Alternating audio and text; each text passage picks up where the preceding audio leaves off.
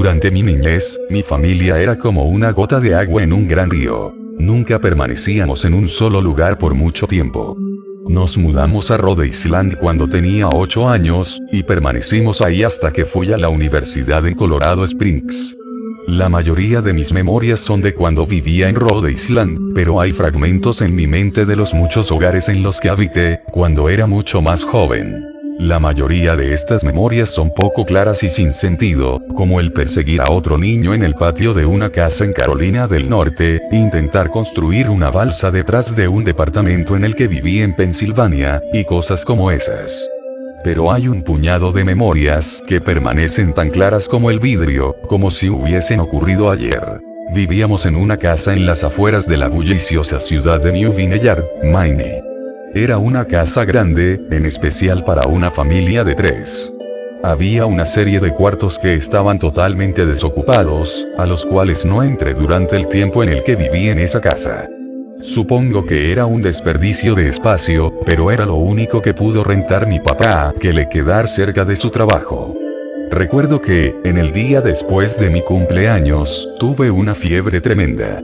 El doctor dijo que tenía mononucleosis, lo que, para mí, significaba más fiebre y no poder salir a jugar por al menos 3 semanas. Era un momento terrible para estar atado a la cama. Estábamos empacando para mudarnos a Pensilvania, y la mayoría de mis cosas ya estaban dentro de cajas, dejando mi cuarto casi vacío. Mi mamá me traía agua mineral y libros varias veces al día, los cuales servían como único entretenimiento durante estas semanas. No recuerdo exactamente cómo conocí al señor Bocón. Creo que fue una semana después de que diagnosticaron la mononucleosis. Mi primera memoria de la pequeña criatura fue de cuando le pregunté su nombre. Me dijo que lo llamara señor Bocón, porque tenía una boca enorme. De hecho, ahora que lo pienso, todo en su cara era enorme en comparación a su cuerpo, su cabeza, sus ojos, sus arrugadas orejas. Pero su boca, sin duda, era lo más grande. ¿Te pareces a un Furby?, le dije mientras miraba uno de mis libros. El señor Bocón se detuvo y me miró extrañado. ¿Furby? ¿Qué es un Furby?, me preguntó. Tú sabes, el juguete peludo con orejas enormes, lo puedes acariciar y alimentar, casi como una mascota real. Oh. Tú no necesitas uno de esos. No es lo mismo que tener un amigo real. Recuerdo que el señor Bocón se desaparecía cada vez que mi mamá iba a mi cuarto a revisarme. Se ocultaba bajo mi cama y me decía: no quiero que tus papás me vean, tengo miedo de que ya no nos dejen jugar juntos. No hicimos mucho durante los primeros días. El señor Bocón solo veía mis libros, fascinado con las imágenes e historias. Por ahí de la 3ª o 4ª noche desde que lo conocí, me despertó con una gran sonrisa en su rostro. Vamos a jugar un nuevo juego, me dijo. Pero tenemos que esperar hasta después de que tu mamá venga, porque es un juego secreto. Después de que mi mamá me trajera más libros y refresco, a la hora de siempre, el señor Bocón se deslizó desde debajo de la cama y tomó mi mano. Tenemos que ir al cuarto que está al final del pasillo, me dijo. Me negué al principio, pero el señor Bocón insistió hasta que cedí. El cuarto en cuestión no tenía ni muebles ni tapiz. Lo único que lo distinguía era una ventana del lado opuesto a la puerta. El señor Bocón corrió a través del cuarto y le dio un firme empujón a la ventana, dejándola un poco abierta. Entonces, él me insistió en que mirara hacia el piso, afuera. Aunque estábamos en el 2º piso de la casa, la caída era más alta debido a que estábamos en una colina. Me gusta jugar a fingir aquí, me explicó el señor Bocón. Finjo que hay un suave y enorme trampolín allá abajo, y brinco. Si lo crees con todas tus fuerzas, vas a ver que rebotas hasta acá arriba, como una pelota. Quiero que lo intentes. Es muy alto, le dije. Oh. Pero eso es lo divertido. No sería tan divertido si fuera una caída corta.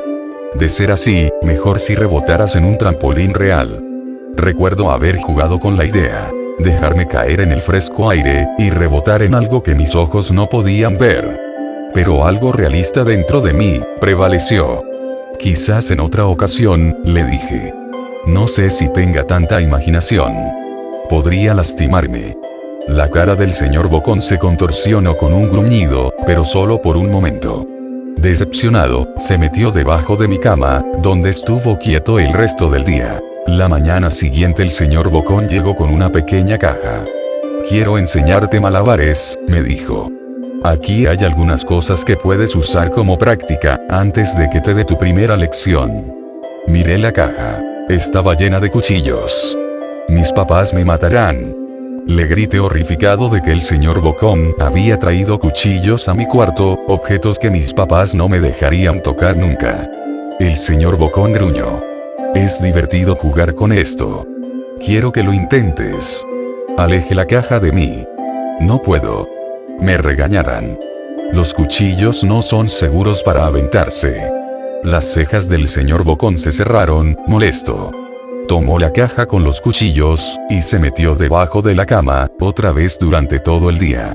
Me empezaba a preguntar qué tan seguido se la pasaba debajo de mí. Desde ese entonces, empecé a tener problemas para dormir. El señor Bocón me despertaba en la noche diciéndome que había puesto un trampolín real debajo de la ventana, uno enorme que no podía ver en la oscuridad. Siempre me negué y trataba de volver a dormir, pero el señor Bocón persistía. Algunas veces, se quedaba a mi lado hasta el amanecer, animándome a saltar.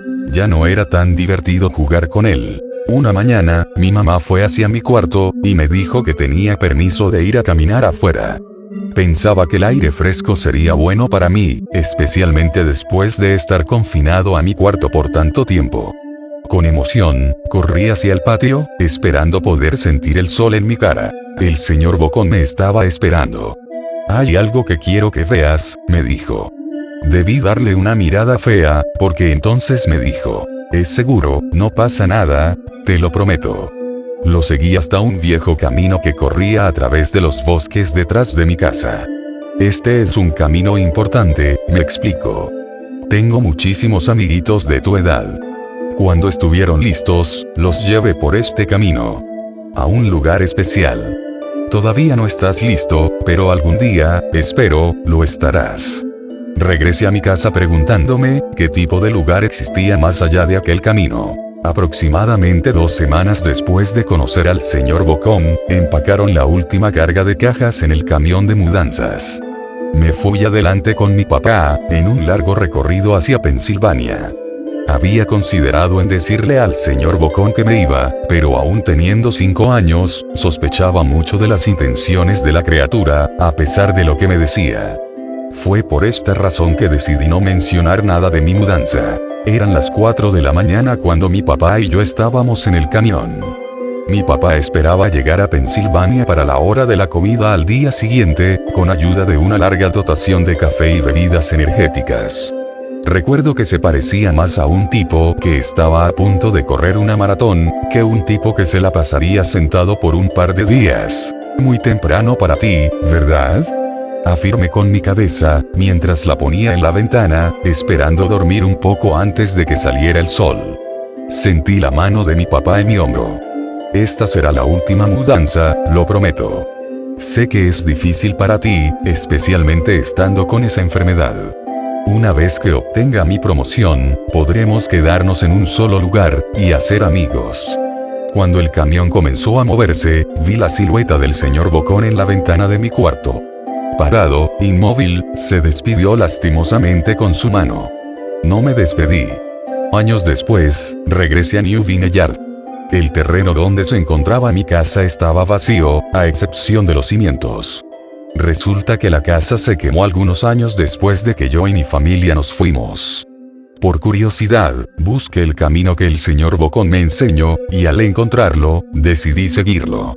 Una parte de mí esperaba que el señor Bocón saltara sobre mí de repente, y me espantara dándome un infarto, pero tenía la sensación de que el señor Bocón ya no se encontraba en ese lugar, como si de alguna manera él estuviese atado a la casa que ya no existe. El camino llevaba a uno de los cementerios de New Vineyard.